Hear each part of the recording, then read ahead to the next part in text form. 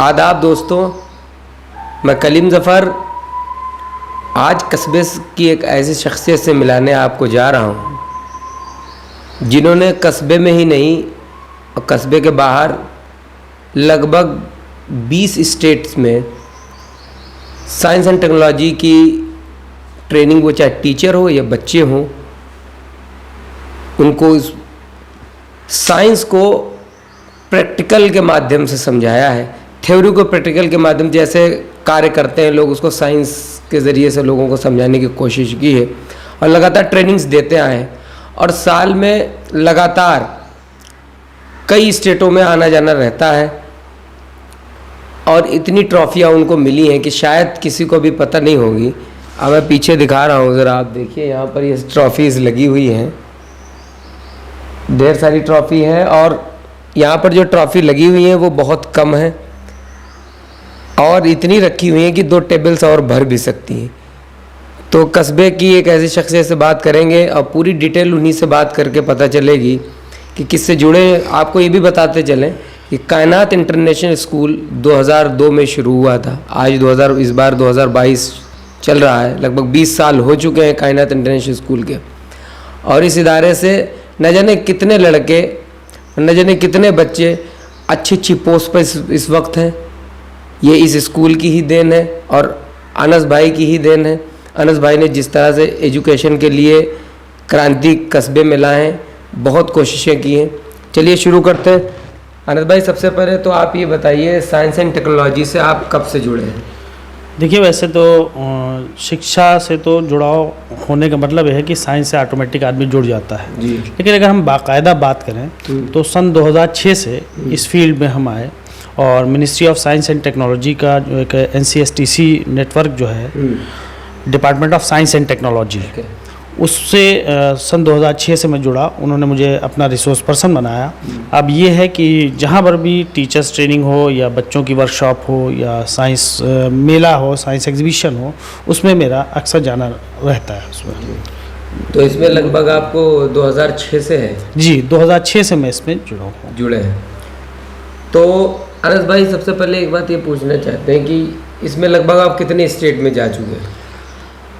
मेरा वैसे तो अगर उंगलियों पर काउंट करें तो शायद कम ज़्यादा हो, लेकिन मेरा अंदाज़ा ये है कि 20 स्टेट्स तो हो ही चुकी होंगी। क्योंकि अगर ट्रेनिंग देने के लिए जी, चाहे वो लेह लद्दाख हो, जम्मू कश्मीर हो, हरियाणा हो, पंजाब हो, उत्तराखंड हो, उत्तर प्रदेश हो, मध्य प्रदेश हो, महाराष्ट्र है, उसके अलावा आपके वेस्ट बंगाल है, इस तरीके से काफ़ी स्टेट्स हैं। कर्नाटक है, केरल है, तेलंगाना है, आंध्र प्रदेश है। ये सारी जगह आप लोग कस्बे वालों की दुआओं से या आप सबकी दुआओं से मेरा जाना हुआ है और मैंने उसमें ट्रेनिंग दिया है। ट्रेनिंग दी जी।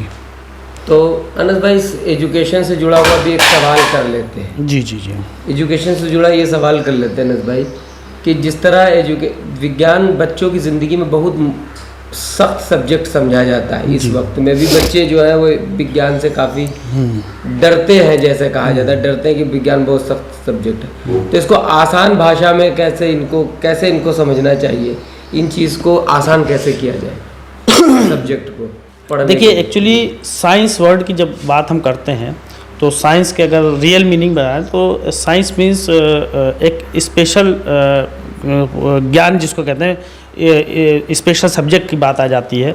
और जब हम विज्ञान की बात करते हैं तो एक टफ सब्जेक्ट ज़हन में आता है। जैसे किसी बच्चे ने कोई साइंस साइड ले लिया तो साइंस साइड लेने के बाद में कंडीशन क्या हुई, अरे बेटा तुमने साइंस साइड लिया, तो यानी कि वो एक डर वाला सब्जेक्ट, उसके अंदर एक डर लोगों में बैठा हो कि साइंस साइड बहुत माहौल बना हुआ है। जबकि साइंस बहुत ही इजी, बहुत ही आसान विषय है यदि हम उसको थ्योरी के अलावा करके सीखें। जैसे एक हम लोगों का एक साइंस कम्युनिकेशन का एक नारा है, आओ करके सीखें। अब जैसे आओ करके सीखें, ये फंडा कैसे आएगा? ज़रूरी नहीं किताबों से ही हम साइंस पढ़ें, हम डेली लाइफ से साइंस पढ़ सकते हैं। जैसे सुबह उठते हैं, जब हम सुबह उठने के बाद में हमने चप्पल पहनी तो चप्पल किस केमिकल की बनी हुई है, अगर इसके बारे में उसी समय हम पता कर लें तो हमें केमिकल के सारे फार्मूले मालूम हो जाएंगे। वही तो। जब हम चाय बनाने गए या चाय पीने लगे तो जिस कप में हमने चाय ली या जिस यूटेंसिल्स में चाय बनी उसके बारे में मालूम कर लिया।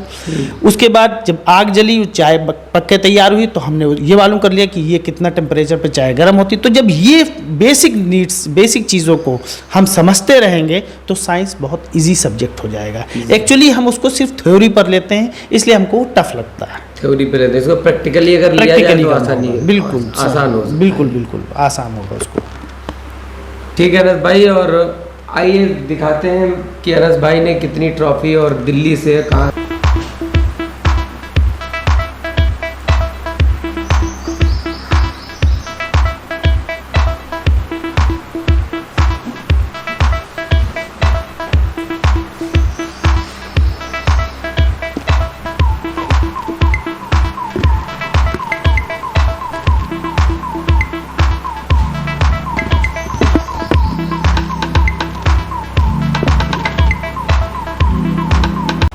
अनस भाई, आप इतना अच्छा कस्बे के लिए काम कर रहे हैं, कस्बे के लिए भी कर रहे हैं और साथ में कस्बे में इतना बड़ा नाम रोशन कर रहे हैं, इसके लिए हम लोगों को गर्व होना चाहिए। कस्बे वालों, हो सकता है कस्बे वालों को, बहुत लोगों को पता ना हो, कुछ लोगों को पता भी हो, तो आपने वक्त दिया, बहुत बहुत शुक्रिया आपका। नहीं, मैं एक बात और बता दूं कि जाहिर सी बात है, अभी आपने एक बात बताई कि मैं एजुकेशन के, मतलब मैं मीन्स इसको सिर्फ मैं ना समझा जाए, हम लोग एजुकेशन के क्षेत्र में, शिक्षा के क्षेत्र में काम कर रहे हैं और हमारा बाहर जाने का मकसद या लोगों से मिलने का मकसद, ये एक बड़ा मकसद ये भी है कि जब हम बाहर जाएंगे और बाहर की दुनिया देखेंगे तो यहाँ वालों को हम अच्छी तरीके से मोटिवेट कर सकेंगे।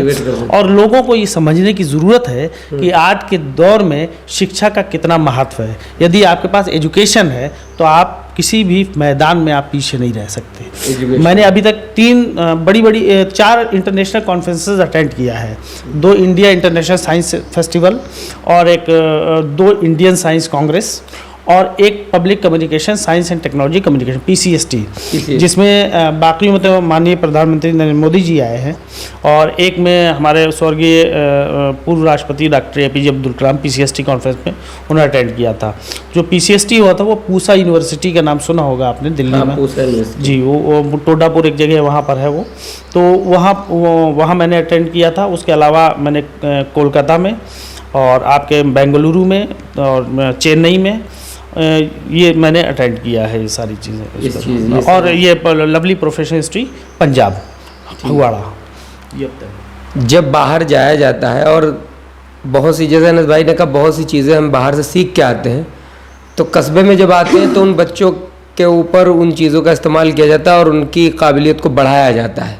बहुत कुछ सीखने को मिलता है। जब सिखाते हैं तो यहाँ भी आके उन चीज़ों को, नई चीज़ों को बच्चों की ज़िंदगी में उतारने की कोशिश की जाती है। काफ़ी टैलेंट के बारे में बताया जाता है। बहुत सी चीज़ें आपने देखी हैं कि अनस भाई ने साइंस के बारे में क्या क्या बताया, और जब उनको इतनी नॉलेज है तो फिर बच्चों को उसी तरह की नॉलेज देंगे और दी भी जाती है। तो अनस भाई, बहुत बहुत शुक्रिया, आपने वक्त दिया। और मैं बहरहाल आपका भी बहुत बहुत शुक्रगुजार हूँ। और आज ये ख़बर जो आपका चैनल है, कम से कम उसने हमारी हौसला अफजाई की, हमारे पास आकर के हमसे जानकारियाँ हासिल की, मैं बेपनाह शुक्रगुजार हूँ। और जो भी व्यूअर्स हैं उनसे मेरी ये रिक्वेस्ट है, ये गुजारिश है कि चैनल को सब्सक्राइब करें और ज़्यादा से ज़्यादा शेयर करें, लाइक करें। शुक्रिया।